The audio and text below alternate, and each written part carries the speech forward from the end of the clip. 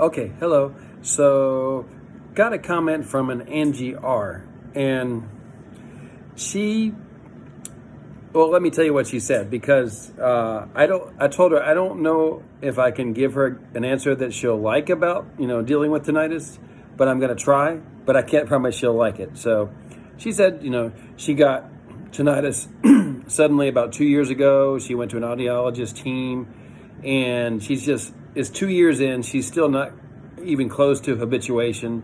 So, and she says that habituation is capitulation. In other words, giving up on trying to solve this. And she tried the whole thing about thinking positive, and they told her she should learn to play an instrument, and then that'll help. And she's like, that's not working. And she says she feels sad, mad, hopeless, resentful, disappointed. And it's just one of those things where she just wants to go away to a deserted island and not have to complain to everybody anymore because it's just so frustrating. Yeah. Okay. So here it goes, Angie. She said you said you hate hearing the word habituation because that's capitulation. So I just want to start there. Yeah, I mean, habituation is kind of like a key word that everybody uses, but it's just a word. There's another thing I was trying to think about, neuro something. They make a scientific term or something like that. I forget the name of it. But basically, we have nerves, don't we? And they cause us to be sensitive to things. And we actually build in a network of nerves into our body. And basically, there is a nerve somewhere going from the brain over to the ear canal that is helping you, if you want to call it that, to experience this sound. And, similar to something like back pain, what can happen is as we focus in on that pain, that nerve network gets really strong and it's really good at delivering that pain to you all day long. And, there's been really good research. I'm not going to say really, but quite a lot of research about that very topic, where there are people whose backs are really screwed up, yet they don't have any pain, or it's very minor and they deal with it. While other people, they have, their back hurts all the time and they just have a minor, problem back there. And a lot of these people go on to have multiple surgeries and stuff, while there's other people who have worse backs and they don't ever go to surgery. So I have a little bit of a similar idea here about tinnitus. And again, you probably don't like hearing this. I'm not asking you to capitulate and give up on it going away one day, but I really feel like this is like moves in the direction of it going away. I'm not aware of too many people who have said it completely went away due to this process. But as far as it getting a lot better, easier to cope with, 100%, like almost everybody can do it. So maybe that's not 100%, but close.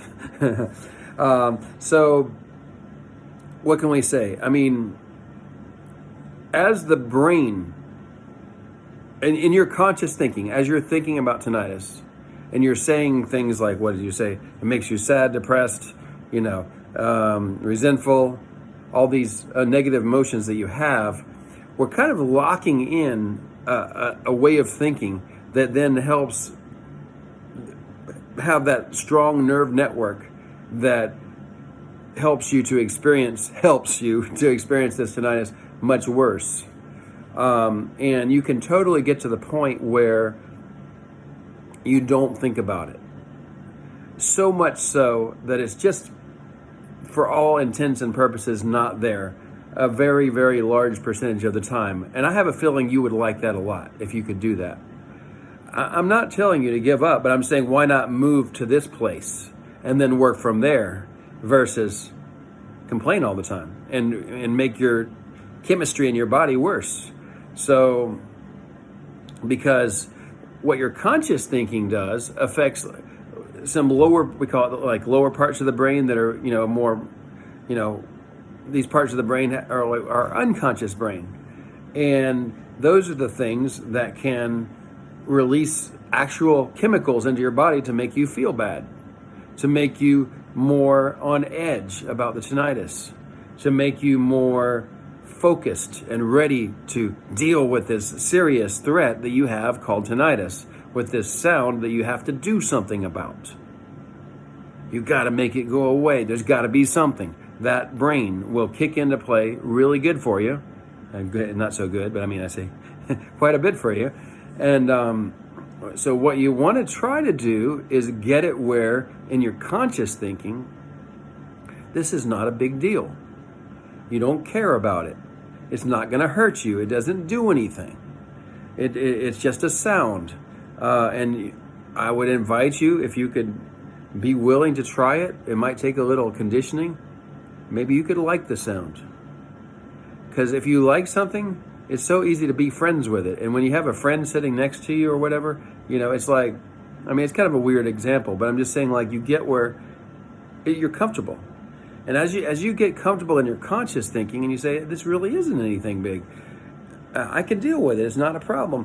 What'll happen is that sound gets where you don't notice it. And then it is mostly gone. And I am like that. I was totally opposite this. I was not like this. I was always thinking about it, always pissed off. I hate that I got this. It's going to affect me for the rest of my life, that kind of thinking.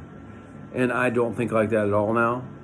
And I'm really happy that I've been able to get to this place and share it with other people. And then even that, other people have come and said, you've helped me a lot, David. I'm so much better now. One lady, she has a similar name to yours. I forget her name, but I think it's Amy. But she had like a really, really loud tinnitus, like a fire alarm.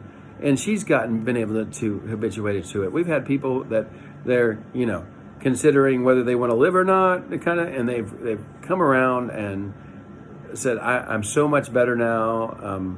I don't want to sit here and take credit for what I've done. I'm just telling you what I went through and how it helped me. And then I'm hearing other people tell me that it's working good for them.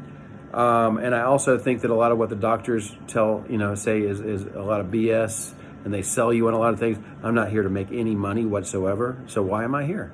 Because I hope I can help you. But I hope you'll be willing. You have to be willing to say, okay, I'm going to try. I'm going to try to be consistent in my thinking of saying, I'm going to stop being so negative about the tinnitus. And negative is just a word. But I'm going to stop in my conscious thinking attaching all these thoughts that really build that nerve network into my ears. So I'm really focused on it, and I'm really pissed off, and I'm really anxious and can't sleep. That's the nerves we got to shut down. And we got to say, I don't care about it. Who cares? It's just a sound. I like the sound. And then, of course, you'll use some background noises and things like that, especially for the sleeping. I also, if you're having the trouble with the sleeping, I highly recommend magnesium. There's that Calm brand stuff you can put in your drink, in your water, and it dissolves, and drink it about an hour before bed. Or there's also gummy bears they have, and they're not paying me. I just like it. And that should help you sleep a little longer if you're and be a little more tired if you're not getting enough sleep. But more if you can just, it's going to take a little conditioning. You got to catch yourself, thinking and saying these things, and then try to flip it around a little bit and say, I could deal with this. I'm going to be fine. It's just a matter of conditioning my response to the sound, and what's going to happen is it's going to start to fade away into the background. And that's a great place to work from, even if you don't want to capitulate yet. You want to get to a place where you can, where you've got a little bit more strength to work from, and then you can go from there and maybe find a cure. There are people who where in their case it went away. And I'm never going to give up hope, but at the same time, if it were to go away tomorrow, I wouldn't be much different than I am now.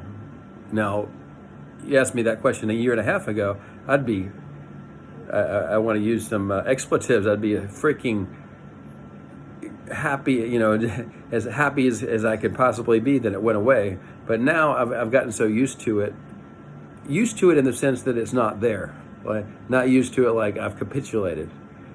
I this whole video, I mean, I do have a fan, like a little fan back here, but I don't notice it the whole time I'm listening.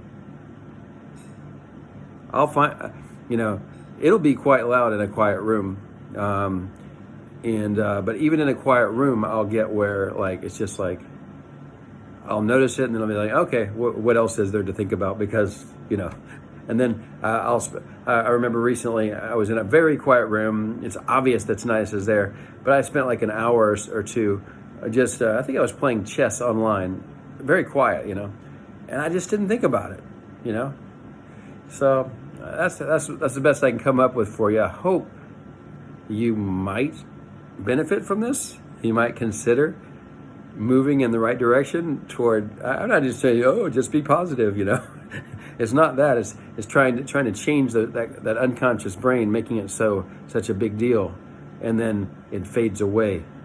You can't just force it all of a sudden. It's going to take a little work, to catch yourself what you're thinking and flip those thoughts around a little bit.